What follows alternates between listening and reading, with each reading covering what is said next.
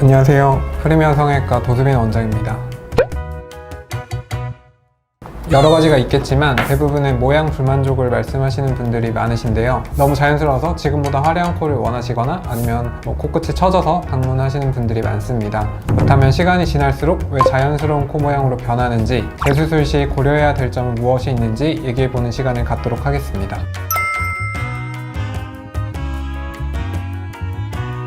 대부분은 모양 불만족이 많긴 할 거고요. 모양 불만족은 단순히 코끝이 좀 떨어졌다거나 전체적인 모양이 마음에 안 든다거나 이런 게 있을 수 있고, 아니면 코가 휘어버렸을 수도 있고, 아니면 염증 등으로 모양 변화가 와버리신 분들도 있습니다. 여러 가지 원인이 있겠지만 가장 큰 것은 이제 얼굴 표정 짓는 등의 근육 움직임이나 아니면 입 움직임 때문에 변화가 오게 됩니다. 그런 걸 감안해서 코끝을 좀 튼튼하게 지지해 줄 수 있도록 만들어 드리기도 하고, 수술할 때는 약간 과교정을 하게 되거든요. 그래서 나중에 조금 처지는 거를 감안해서 모양을 잡아 드리게 됩니다. 원장님은 이제 이 사람이 나중에 한 5년 뒤에는 좀 처질 테니까 이렇게 해야지 라는 과거적인 예상이 되나요? 5년 뒤가 아니라 코끝 떨어지는 거는 몇 달 안에도 일어나고 한 반년에서 1년 정도면 큰 거는 다 나오기 때문에 어떤 용을 쓸지 고를 때나 수술 중에 모양을 만듦에 있어서도 조금 과교정을 진행하게 됩니다. 치력이 가장 강한 거하고 약한 거는 뭘까요? 물론 사람마다 자기 연골 상태가 다르긴 하겠지만 당연히 늑연골이 가장 튼튼하긴 하고요. 그 다음에 비중격 연골이 좀 튼튼하고, 기형물도 사용 방법에 따라 다르겠지만 아무래도 조금 지지력이 약하다고 볼 수 있습니다.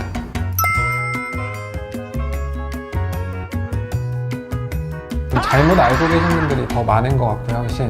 그래서 자기는 비중격 연골은 쓴 적이 없다고 알고 계시는 분들이 진짜 많으신데, 사실은 대부분 경우가 이제 수술 들어가 보면 쓴 경우가 많기 때문에 비중격은 썼다고 가정하시는 게 맞다고 말씀을 드리고 진행하긴 하고요. 그러니까 사실 요새 막 유튜브도 잘 되어 있고 인터넷에도 워낙 정보가 많고 하니까 많이 공부해서 오시면 되게 좋긴 한데, 되려 혼자서 진단 내려버리고 와버리시면 잘못된 경우가 정말 훨씬 더 많기 때문에 사실은 병원 가서 전문의랑 얘기 좀 나누는 게 제일 정확하니까 스스로 진단 내리지 마시고 오셔서 진단 받아보시는 게 가장 정확하게 자기 상태를 알 수 있습니다.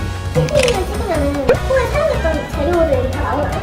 이제 CT를 찍으면 전에 어떤 보형물을 썼는지는 좀 확인이 가능하고요. 그 다음에 연골 같은 경우도 석회화된 경우에는 확인이 가능할 수 있고, 절골을 했다면 절골한 여부 같은 건 확인이 충분히 가능한데, 비중격을 썼는지 여부나 이런 것은 명확히 알 수는 없어요, 사실.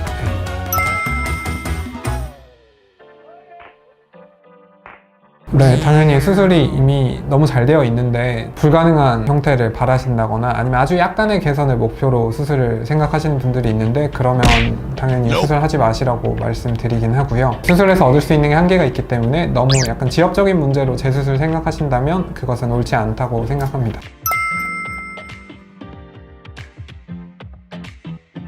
지금 상태에 대해서 정확한 진단이 필요하고, 전에 어떤 염증이 생기셨는지 이런 거에 대한 명확히 확인할 필요가 있고요. 그리고 전에 연골을 어디서 쓰셨는지 이런 것도 다시 한번 확인할 필요가 있을 거고, 또 가장 중요한 거는 본인이 어떤 형태를 진짜 궁극적으로 원하시는지를 명확히 해오시는 것이 가장 중요하겠습니다.